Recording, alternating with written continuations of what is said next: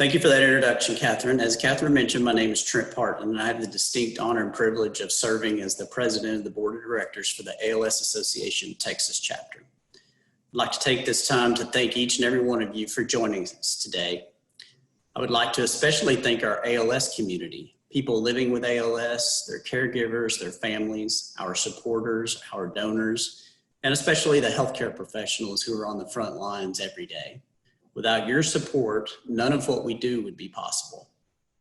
As you can imagine, we need you now more than ever. While the whole world has recently come to a halt over COVID-19, we're all intimately familiar with the fact that ALS doesn't stop, and neither will we. And now I'd like to introduce Tanner Hockensmith. Tanner serves as the executive director of the ALS Association of Texas, and he will talk to you more about our mission and how we have adapted during these unprecedented times. Tanner? Thank you so much, Trent. It's my privilege today, too, to be talking to a group of our constituents, wonderful Texans that make up our ALS community here in Texas. And I know we have some few guests outside of Texas, too, so we'd like to welcome you today. But many of you, most of you have had an intimate connection with the ALS Association Texas chapter because of your connection to ALS, whether you're a caregiver currently living with the disease, someone you have loved has passed or currently living with it, and like Trent said, a donor or volunteer. All of you play such an important part into making up the ALS community. And as Trent also said, we're in unprecedented times right now. And so the ALS Association Texas chapter, more than ever, is dedicated to our mission. As many of you know, being dedicated people to the fight against ALS, the ALS Association is the only national nonprofit completely dedicated to fighting this disease on all fronts. And when we say all fronts, many of you have experienced that in many different ways. We focus in on research, patient community services, public education, and advocacy, providing help and support, and really giving hope to the people living with this disease. And more now than ever, we want to instill confidence with our community that we're pursuing this mission during this time where everything has changed in the world of COVID-19. And more than ever, we're pursuing our mission to create a world without ALS. And again, this could not happen without you. And today we're going to discuss all different facets of our mission and how we've adapted our delivering on that mission during these unprecedented times. So today we'll talk a bit about mission delivery. We'll go through, we have a special guest today to talk to us about how our research is happening during this time. We'll talk about our local services, how we're continuing to provide a high quality of care and advocacy. Amidst all of this, one of our true guiding principles in our organization is that patients and their families come first. And that is always the heartbeat of our organization nationally. It's the heartbeat of our organization here in Texas. And you'll see when we discuss these three main topics that we want to ensure that no matter what we do even during this time, especially during this time, that guiding principle guides every decision that we make, is that people with ALS, their needs and their families come first. And that we continue to pursue our vision of creating a world without ALS. And we'll also have an opportunity today to hear from Dutch. Dutch is currently living with the disease, and we'll hear a little bit about how the world has changed for somebody living with ALS and how they're accessing services now. We'll also look to the future. As we get through this time of COVID-19, we're going to learn a lot. We're going to learn a lot about how we can continue some of the things that we've figured out how to deliver our services in a different way.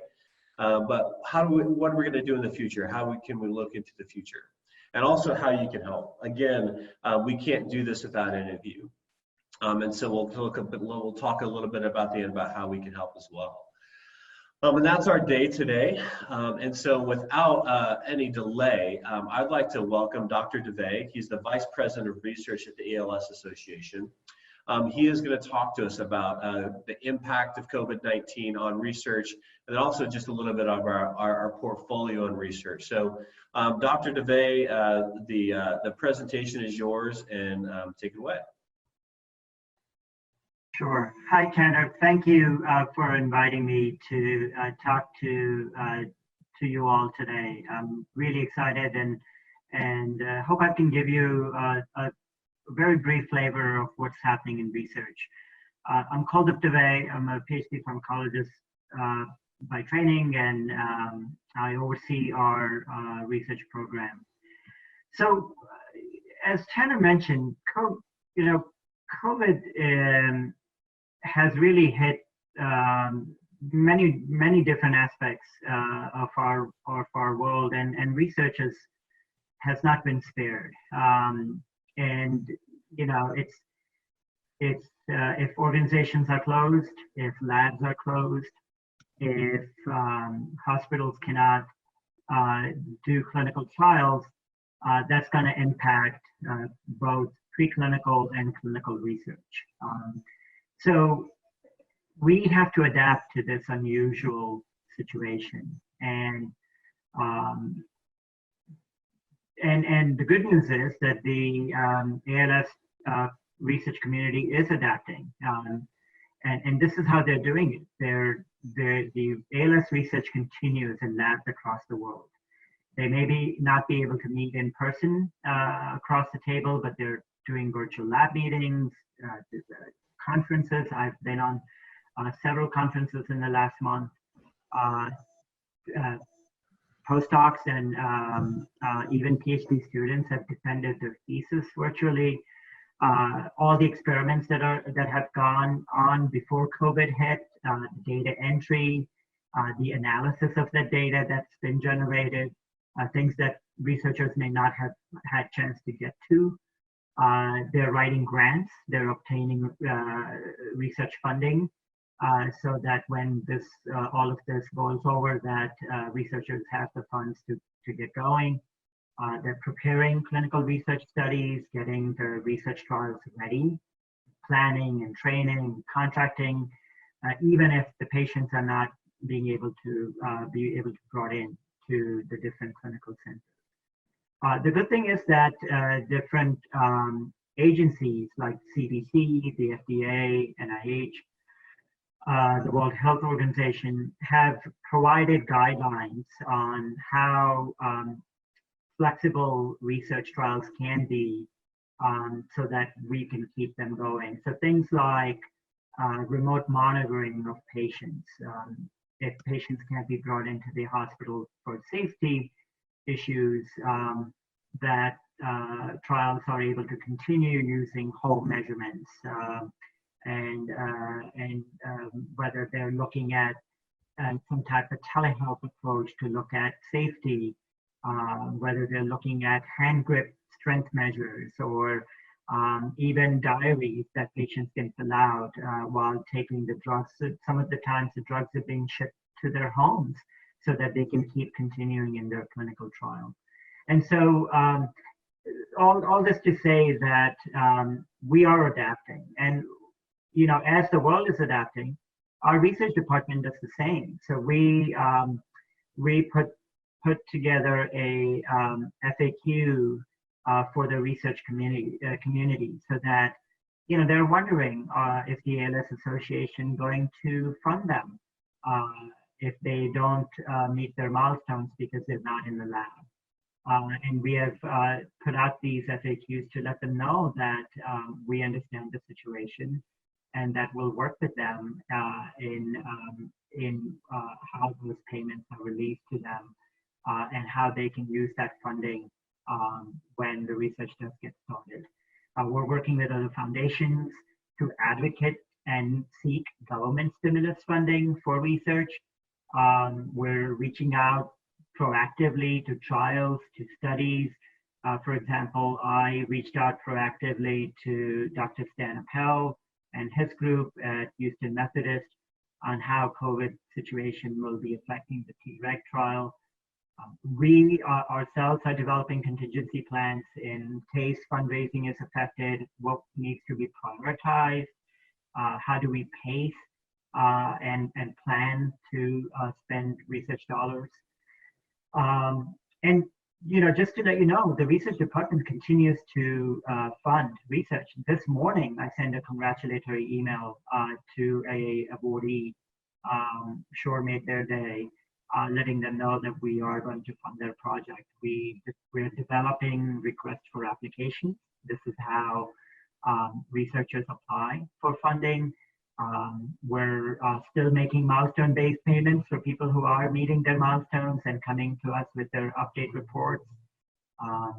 So again, worry not. The research continues even in this very unusual environment we're in. Let me talk to you a little bit about our research portfolio and priorities. So I think Tanner may have mentioned earlier that we are the largest philanthropic foundation for research. We last year funded $17 million of research and are planning to fund $17 million this year. And with that comes a huge responsibility and a large footprint in terms of what kind of research we fund. So I'll give you some very quick examples of this. We fund research that will help people with ALS live longer. And most of this research is around drug development. So this is basic biology type research, trying to understand what's changed in the body so that we can make drugs against that target. We fund drug development research so that companies can develop drugs against those targets. We fund biomarker research so that we can develop biomarkers, some objective ways to see if the drug works in our body. Secondly, we fund research that helps people with ALS and or their families live better. And so this is research in assistive technology, telehealth, telemedicine, which is so important right now in this environment. Quality of care, quality of life research, research into burden, patient burden, caretaker burden. And on top of all that, we also fund a lot of infrastructure research, things like training of research coordinators, research sites, fellowships, getting sites ready for clinical trials. This is all very important to do so that that infrastructure now helps all of the trials, not just one or two trials.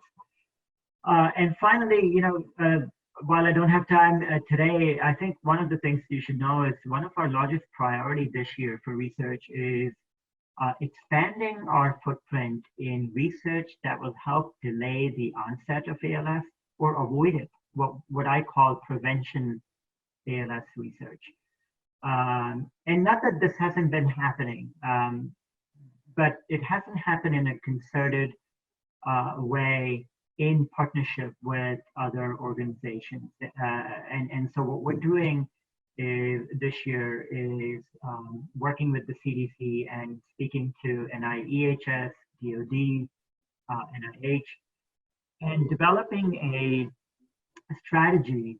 And we're going to have a workshop, a virtual workshop in late summer to understand what the challenges are in risk factor research and what are the questions and what can the ALS Association do strategically to expand research in that area so that we can look at risk factors, whether they're genetic risk factors or environmental, dietary, occupational, and so on.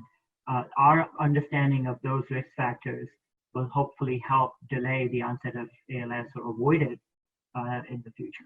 And so with that, I'll turn it back to my colleagues on the webinar. Awesome. Dr. DeVay, thank you so much. I know that our community always loves to hear research updates, and I'm sure there'll be some questions chatted in for you, so you can stick around and answer some questions, but thank you so much.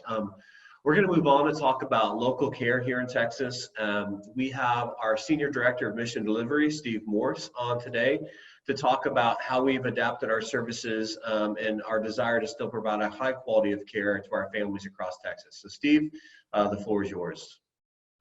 Thank you, Tanner. As our team's been thinking about our role here in the last month, and really all the time, we really want to strive to be a strong source of support and stability for everybody across Texas.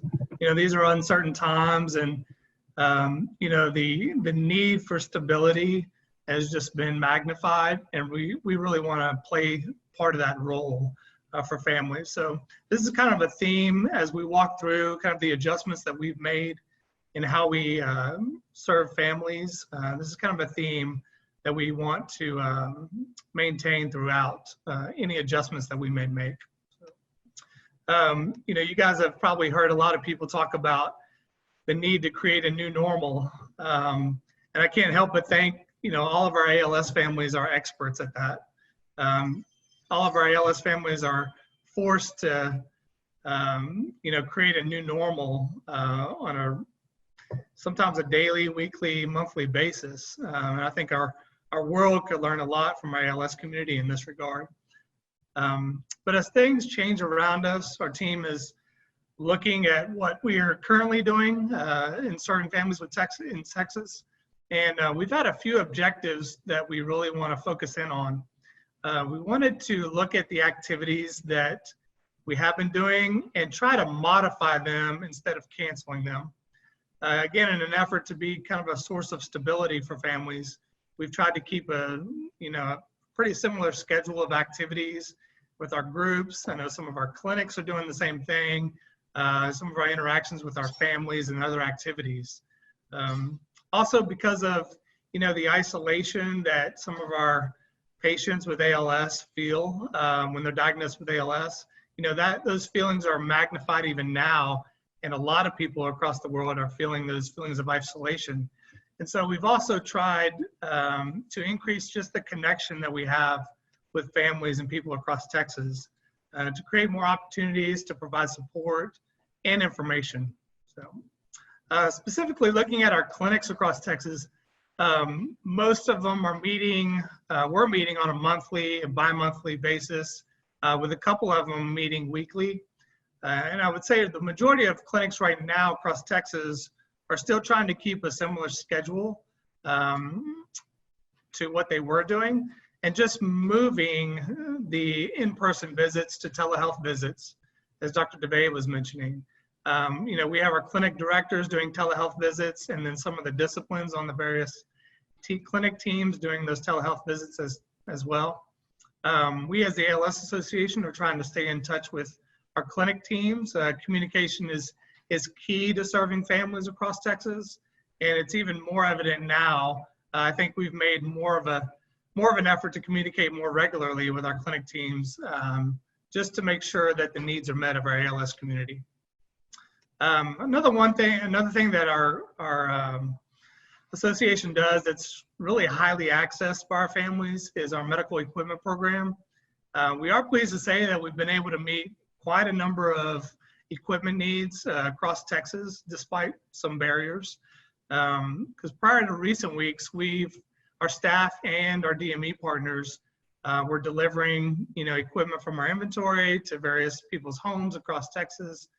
And we've taken a very proactive approach historically in trying to get things in the home prior to people needing them. Now, in order to protect our families and you know, we've had to triage a lot of the equipment needs, especially of the larger items like power wheelchairs and hospital beds and patient lifts. And we've really had to focus in on the most urgent needs just because of some of the barriers to actually delivering to the home. For some of the smaller items though in our inventory, instead of taking them from our inventory and delivering to the home, we've actually been able to purchase new equipment. These are items like rollators and manual wheelchairs and transfer benches and some supplies that our families need. So we've still been able to meet a lot of needs through our equipment program. In regards to our monthly support groups that we have across Texas, you know, we've obviously are using Zoom right now, and this is the platform that we've been using for our support groups as well. And this has allowed us to keep the same schedule for our groups every month. And the good thing is we've seen new people be able to join our groups, which is exciting for us because these are people that, you know, haven't been able to connect with other families when we've had the in-person meetings. And so we're looking, when we look into the future, we're looking at how we can continue to offer up this platform, this virtual platform, you know, post-COVID, in order to still maintain those connections with some of those families who have it have a hard time getting to our groups in person.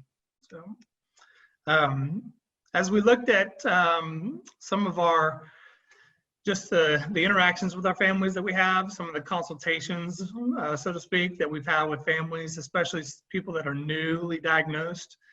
We were doing some home visits, to help people kind of create this roadmap on how to manage ALS, to kind of help them assess their home for accessibility purposes.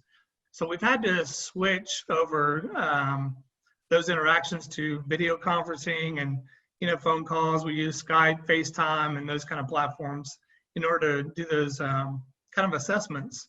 But we're always here. We continue to be here to answer questions, provide guidance when families run into new issues that they aren't aware of, or how to solve different problems. We've been able to just adjust our methods and still provide that guidance that they need. We also value education and the information that we provide people. We really believe that there's a lot of hope that comes from gaining more knowledge about the disease, about how to manage it, what to expect.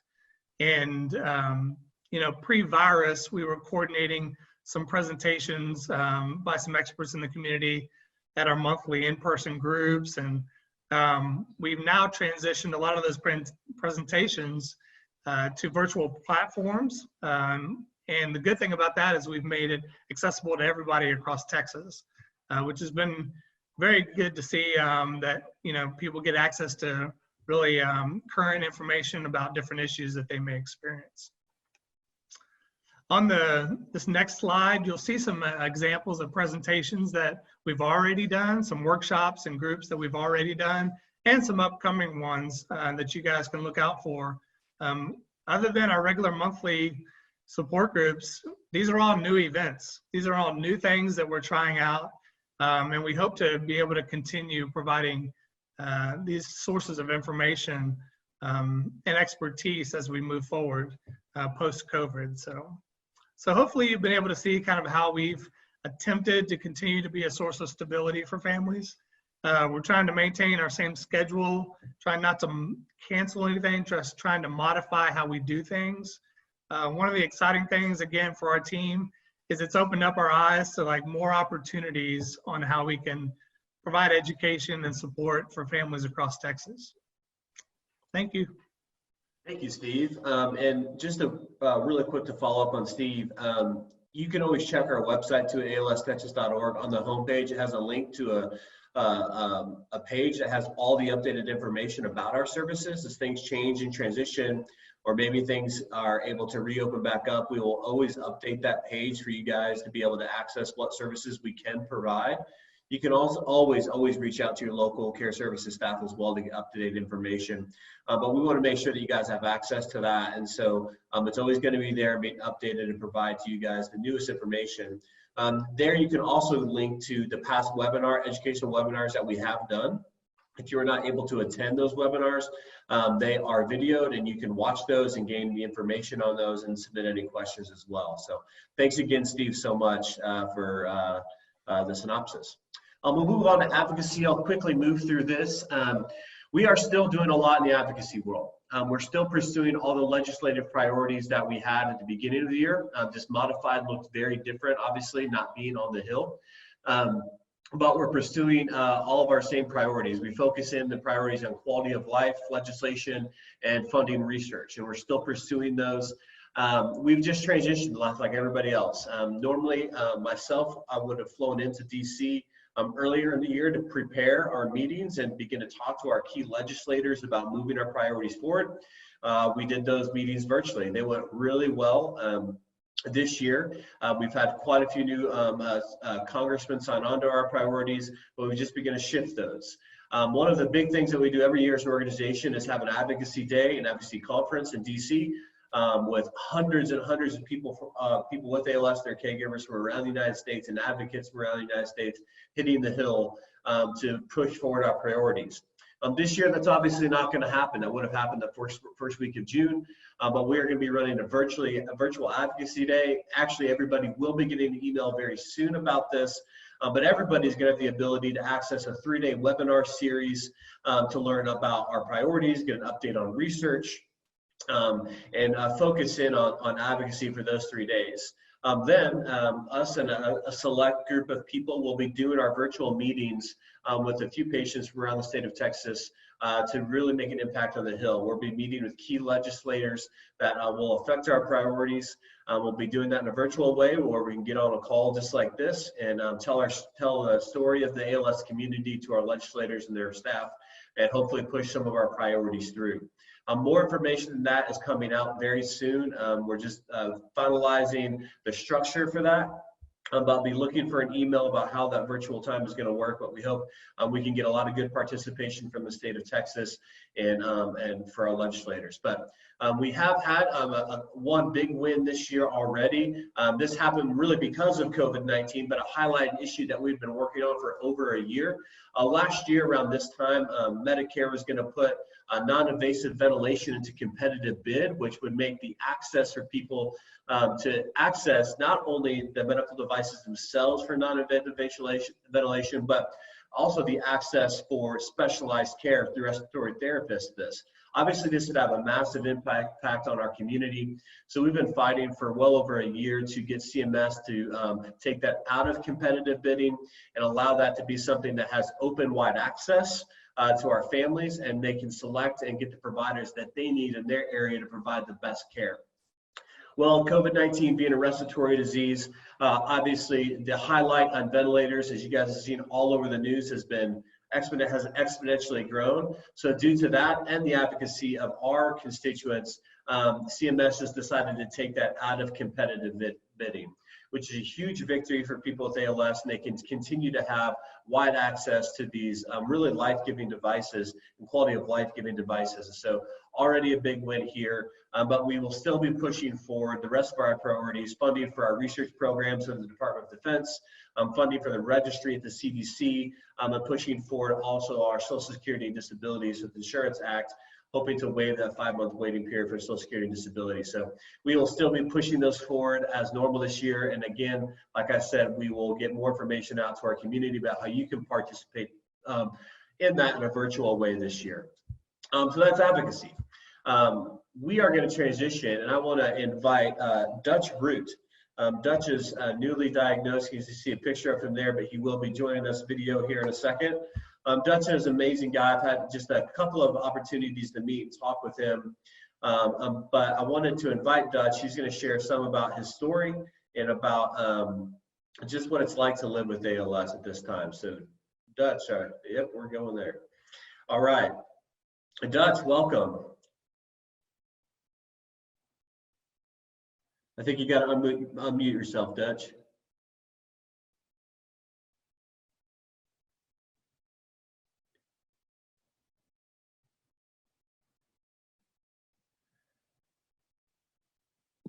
Okay, there we go. Hey, there we go. Welcome, Dutch. So, well, thank you for having me. Thank you for having me, Tanner. Sorry. Okay. No, you're fine. Thanks for the opportunity to speak with everyone. First of all, I wanted to say that I appreciate all the work that went into this meeting. I got a chance to sit on a little bit of the inside workings this morning and yesterday, and I appreciate all the time you guys have put into this. Yeah. So Dutch, just tell us, before we get into the COVID-19 and impact it's had on people with ALS, tell us just a little bit about yourself. Yeah, I'm 62. I live in Plano, which is a suburb of Dallas. I was diagnosed with ALS in October of 2019, so I'm early on in my path with ALS. I started having symptoms about 1.5 years ago. I have limb onset ALS, so it started in my left leg. No pain, but just my leg wouldn't ambulate correctly. And so when I was walking, I had a little bit of a limp. And then about 6-7 months later, my wife noticed some of my speech pattern, pronunciation was a little bit affected. I started losing my voice at work when I'd be on long conference calls. And then I started having shortness of breath. And so first went to my primary doctor, then he referred me to a neurologist. I ended up with Dr. Heitzman here in Dallas, who was just an awesome doctor. And Dr. Dave, I see you shaking your head. And so I'm in really good care with my medical professionals. And so I worked for State Farm for over 39 years in the claim part of the company. And then I went out on short-term disability in January. And that's where I'm at currently today. My wife, Diana, who you may have seen in the background, has been my primary awesome caregiver. I don't know where I'd be without her. I have 2 adult sons. One, Mark, lives with us at home. He has high functioning autism. And my other son, Daniel, lives in the Plano area right now as well. So that's kind of a quick background. When you were talking about the ventilator, my BiPAP machine is my new best friend that's not a human. I rely on that to kind of re-energize me. My other symptoms, as you can tell, my speech is affected some. I've lost strength in my legs and my arms, mostly on the left side. I'm still able to walk, but not huge distances. But I'm not nearly as far along in the journey as a lot of other people. I'm sure they could share a lot more about their history. But anyway, that's kind of in a nutshell where I'm at. Obviously, ALS in the past, year has changed the way you live life. You've had to make a lot of decisions, retiring, maybe when you didn't plan on it, changing the way you do things and the way you really participate with life, and you've adapted. But this is an unprecedented situation for people with ALS, and people just in general public, but especially with people with ALS. And so talk a little bit about how the world of COVID-19 has changed the way a person with ALS lives life, and the way that how it's changed your way of life as well. Sure. Well, there's a lot of different things happening for us. One diagnosed in October 6 months ago, and then retiring unexpectedly, and all of a sudden having all this newfound time on my hands, and then COVID-19 happened. So those all kind of play together. So I kind of broke it down into several areas. From a day-to-day standpoint, I haven't left the house in about 3 weeks, maybe it's 4. And we have a nice home. We're very fortunate. So I can move around. I take short walks every day, but I haven't been in a car for about a month. And I think there's still cars out there, but I haven't seen any. Anyway, so also extra effort in washing hands and sanitizing. While Dr. Heitzman says my immune system is not affected, my lung capacity is affected. So that makes me at higher risk for getting the disease as I understand it. And so we are very vigilant about sanitation. My wife especially, which I really appreciate.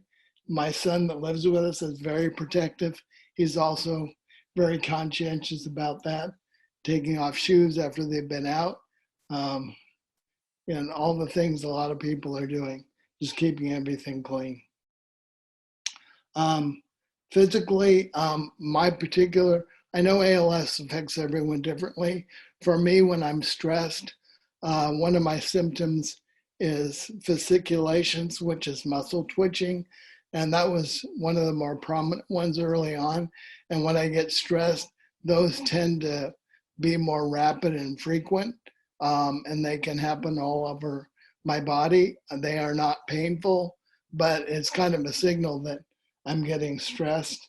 And so with all the things that are going on, trying to make decisions and conversations about how COVID-19 might impact our family, both here in Plano and our relatives in other areas of the country. So mostly physically, that's kind of what I see.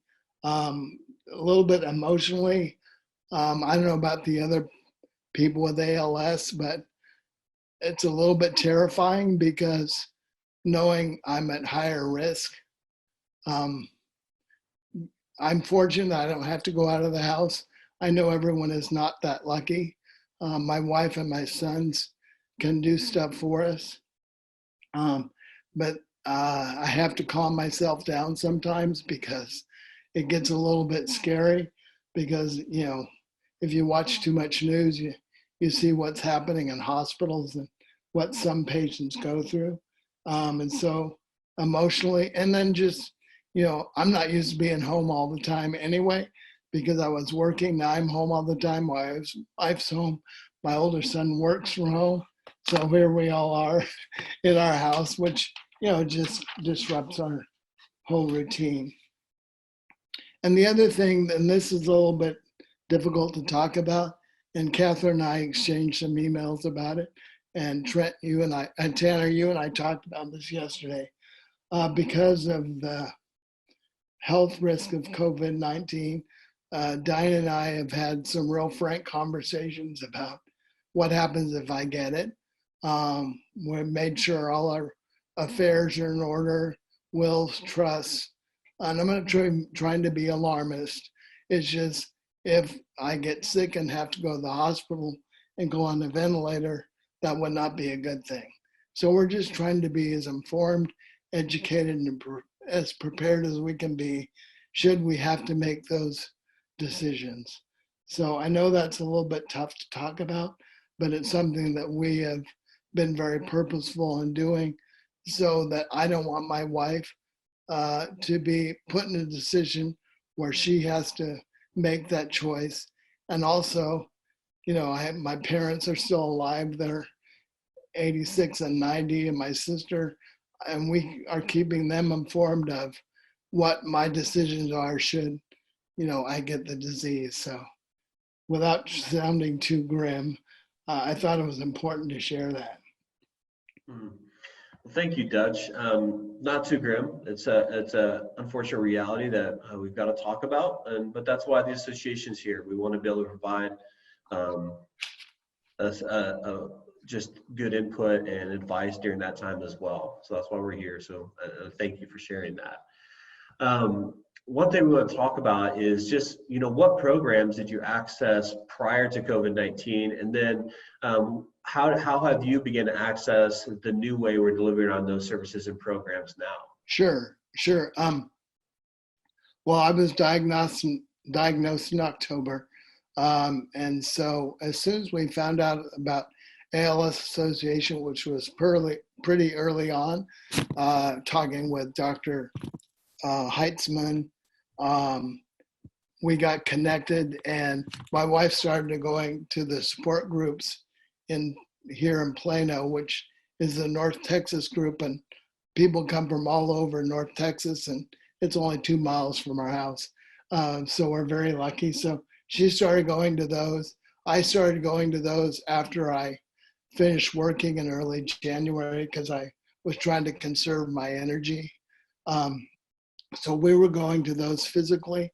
And then when COVID-19 happened, those meetings have become virtual. So we're doing those by Zoom. So that's been great. And for people that are not ambulatory or have limitations, I think that's a real nice option for them. Let's see, other things.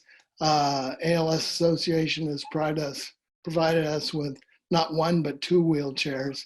One's a little bit more of a transporter. Today, I just received through ALS Association a microphone that will help me to do word banking.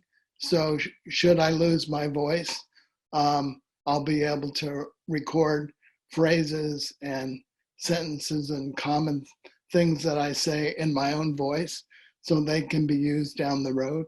So that just came today. So thank you very much. What other things? I kind of joke, it's like when we have a question, call Amy. Amy is our local ALS Association contact, and I'm going to mispronounce her name, Schwanberg. Anyway, I have to mention her because she's absolutely awesome, you guys. So if we I know you guys told us don't spend any money without checking with the ALS Association. So we do that. So she's been awesome. And I have to say, everyone, the face of the organization is the people that you deal with. And everyone that Dinah and I have dealt with at ALS Association has been absolutely awesome. You guys really care about ALS patients and their families, and it shows in the way that you talk, your compassion, your sensitivity, your awareness, and your knowledge. And, I like to say that a lot of people don't get diagnosed right away. It takes years. Fortunately, it didn't take us that long, but I call it kind of wandering in the desert until you get diagnosed. And the ALS Association has just been such an awesome resource to call somebody when you don't know what to do or where to go. So I would be remiss if I didn't compliment you all for not only the work that you do, but the way in which you do it. It's absolutely tremendous. Well, Walter, I want to say thank you on behalf of all the our frontline employees. They do an amazing job, and they're amazing people, and you are right. They are. Our staff is amazing, but we get to serve an amazing group of people. Dr. Appel here in Texas always calls ALS the nice guy's disease, because it's hard to meet somebody with ALS that their perspective of life has not changed. And Walter, sorry, his real name's Walter, but he goes by Dutch. Yeah. Dutch, you exemplify that. Somebody who's taken this disease and the diagnosis and wanted to make the life of the people around them better. And so I can't say thank you enough for taking time and being an advocate for people with ALS, the most important thing. So. Yeah, and also a lot of the things Steve talked about, I kind of wrote them down that I didn't list them all, but the courses, Steve, that you talked about on various things, and I'm going to forget all of them, but we participated in 3 of those online, and those have been very helpful too. So thanks. Well, everybody give a virtual round of applause to Dutch for being here, and thanks for joining us. So thank you. Can I say just one other thing? Yeah, absolutely, absolutely. The caregivers are the uncelebrated heroes of this, and including my wife. And I want to make sure that we recognize them. Sorry, I'm pointing.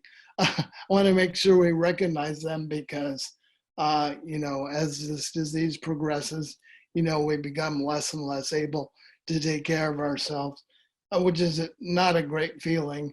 But our caregivers, Diana, you guys, absolutely awesome. So thank you very much. Absolutely. Thank you, Dutch. And so moving forward, we want to talk about how we're going to look into the future, and we'll get through this so we can get to some questions. But our goal at ALS Texas is to continue to serve people with ALS and their families and use what we've learned during this time to even grow and expand our services. Us as an organization, we don't want to simply just survive this. We want to thrive, and we want to continue to pursue excellence in providing service to people with ALS. So we really want to grow our existing programs. We want to build and grow our ability to serve Texans through COVID-19 and beyond this pandemic. The most important thing is we want to refrain or do anything possible from pulling back any of our services. And so that is our goal right now. And we're doing that through innovation. As you guys have seen and heard, we've turned to telehealth and virtual support groups, workshops, presentations to continue serving people with ALS. We've adapted the way that we can provide on those services, and even with our DME program and our partnerships with our clinics that we provide support to, it's important that we continue to not only provide those services, but strengthen them. Well, we're also not going to waste this time and lessons learned. We know that ALS can be an isolating disease, and even in a place like Texas that has many rural populations, we've learned a lot about how we continue to provide virtual service to people, even in those rural communities. So we're going to learn a lot during this time, and we're going to, when we get past this pandemic time, we're going to implement many of the things that we've learned in the way how to virtually connect our ALS community throughout the state of Texas, and they're going to become existing core pieces to our programming as we move forward. It's going to be important that we don't just push those things aside, but we continue to build upon those resources and that innovation to continue to pursue excellence when we serve people across the state of Texas. One of the things that we'll continue to push forward is creating clinic access across the state. We want to ensure that everybody in the state of Texas has the ability to reach a clinic and reach specialized care that may be virtually telehealth or being able to physically visit a new clinic in a place. But that's going to be a focus, and it will continue to be, and we're going to pursue that during this time and past this pandemic. And so I'm going to turn it back to Trent about how we're going to talk about funding the gap. There's real realities that we'll be faced with this year. And Trent, I'll turn that back over to you. Okay, thank you, Tanner. And thank you, Dutch, for sharing your story. I really appreciate that. We've talked a lot about today about how COVID-19 has affected programs and the things that we do. It's also affected our economy. It's wreaking havoc on the economy. And because of that, this year, the ALS Association of Texas is projecting a minimum loss of approximately 30% of our annual revenues. So if you look at that in real dollars, that's almost $1 million that we may come up short this year. This revenue loss would be detrimental to the vital programs and services that we've been discussing today that we offer people with ALS and their families and their caregivers. As Tanner and Steve mentioned earlier, our desire is to continue to serve our patients and their caregivers at the highest level possible. If you value the work we do and want to join us, please get involved by going to alstexas.org and help us support our fellow Texans with ALS. Help us to cover those losses so that we can continue to serve everyone at the highest level possible that we can. Thank you, Trent. And as we go throughout the year, we'll update people on what this gap has looked like. But I just want to talk a little bit about how you guys can help practically. The first thing foremost is stay connected. We will do our best to keep our website and all of our social media and emails, keeping you guys up to date, not only on our services, but the needs that we have to continue to provide those services. So you guys can access that through emails, engaging in those, reading it, our blogs, on our social media, and just staying connected. But also just be prepared to show your support. And we want to meet everybody where they're at. We understand that everybody's situation is different right now. And as a constituent, a volunteer, a donor, someone living with ALS, or a caregiver, or a loved one that has someone with ALS has supported our association in many different ways. And so we want to just encourage you guys to embrace that how you can, where you're at. For you, that may be just pushing forward with the walk team this year, signing up to participate in the walk. That might be joining a walk team. It might be creating your own fundraiser online, whether it's a Facebook fundraiser or creating your own fundraiser where people obviously don't have to physically be there, but can support the association. Or it might mean digging deep and looking what you can do for an individual donation to the organization. It might be connecting us to a foundation that you know of that is opening their books and providing support to nonprofits in Texas that are continuing the good work that they're doing. Whatever it might be, participate in the way that you can. But we're asking all of our constituents to look at what they can do to help us close this gap. But you can do that by going to alstexas.org. You can click on Get Involved, and there's a lot of different ways you can choose to participate in that. And look how to get involved in ensuring not only that we continue to provide service, but that we have the financial ability to continue to provide those services to everybody in the state of Texas. And we continue to fund our crucial research, as Dr. DeVay talked about as well. And so we just know that we can't do this without you, and we can do this together if we're focused in, but of course, always keeping people with ALS and their families first. Before we close out, though, I wanted to give an opportunity for Q&A. Catherine, I don't know if we've had any questions submitted, but again, if you weren't at the beginning of the call, you guys can submit questions on the chat box about anything we've discussed today, including research. And so if you've got questions, please chat those in. And Catherine, I'll turn it to you to see if we've had any questions at all chatted in. Hi, if you have any questions, please put them in the chat box. I'm going to put a little note in the chat box in case anyone doesn't know how to find it. Okay, so that way you can find the chat box. We're going to try to get to as many questions as possible today. We will be focusing in on the questions that are really specific to what we're talking about today in this presentation. So if there's anything outside the scope of that, we will take those questions and make sure that we answer those for you later. So I'm going to look through real quick and see if we have any questions here. Let's see here. Steve, will you be providing a listing of when these groups are available? Yes, we can absolutely send a link to a list of all of the groups and presentations that we have planned moving forward. And in that list, which is actually on our website at alstexas.org, there's also included links to all of those presentations as well. Let's see, we have a comment here from Alan. Thank you for what you're doing for patients and also pushing for cures. When I first learned of ALS and saw what groups existed to help, it seemed like there were several, which made it hard to tell who was who. I'm very glad to hear of a strong group like this. That's wonderful, thank you. This is a good question. How do we leverage COVID to get the FDA to loosen restrictions on ALS research? And let me make sure that everybody who needs to be unmuted is unmuted for this. Just 1 second. Dr. DeVay, I think we'll pass that question to you. Perfect. Yeah, can you hear me? Yep. The FDA has provided guidelines, clinical trial guidelines for how trial leaders can adjust and adapt their studies to the COVID situation. And they've made some flexible changes to clinical trials that would promote virtual visits or provide opportunities for remote monitoring, both safety and of outcome measures. You know, some of it is difficult because if it's a clinical trial that requires you to get a injection into your spinal cord, you know, that can only happen at the hospital. And so that, you know, makes it a little difficult. But if there are trials that require you to swallow tablets, then trial leaders are looking at whether, you know, those tablets can be sent to you at home so that the clinical trial can continue. This is, again, belaboring the point made earlier on telemedicine and telehealth and how that can really help our clinical trials adapt to this environment we're in.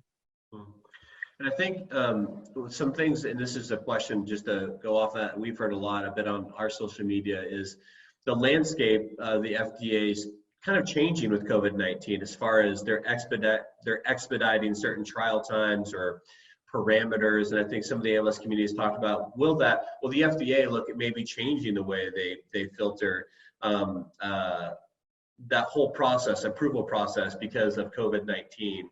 And I think that's some questions that we've had. This is all hearsay too. We understand that this is a lot, you know, but do you think across the board, COVID-19 is changing a lot? How do you think it might change the drug development process in general when we look at things that people face death with, like ALS? Yeah, it's too soon to tell, Tanner. I think, again, the most important thing for FDA and for us is safety of our patients and our patient community. And we want to make sure that trials that are testing new drugs, you know, are exciting, but, you know, they are untested, unapproved drugs. And so we have to carefully vet them through pipeline. I think what the COVID situation will end up doing is forcing us to look beyond how stereotypically the trials are done now. And, you know, are there efficiencies? Can telehealth approaches or remote monitoring approaches become the norm instead of just as a thing to go to during COVID, so that you're reducing time for how long the trials take, and so that affects how quickly drugs can come to the market. Great, thank you. We have a few questions here specifically about some specific research projects. I'm going to hold those and then we'll send some follow-up answers to those. And then a question about how to get more involved with advocacy, and we can send some links in our follow-up on how to get more involved in that as well. There's a question here: in our work with ALS patients, we routinely ask if they're a veteran. If they are, then ALS can be a covered disability. We do, and we frequently refer people to the VA to get those benefits. And also, just real quick as an update, the VA question is we are in the process of actually certifying our first VA certified clinic for ALS in San Antonio. So that's exciting. We're growing and working closer with the VA system here in Texas to provide a high-level service for our veterans as well. I have a comment here regarding process for approval, and so it's basically saying we need to make sure that it does change the process of approval for therapy. It's 100% for fatal diseases like ALS. I have another comment here. It's very sweet. Hello all, have to go, but want to say you guys are doing a terrific job for all individuals with ALS. You're angels in disguise. Thank you so much, Randy. Do we have any other questions?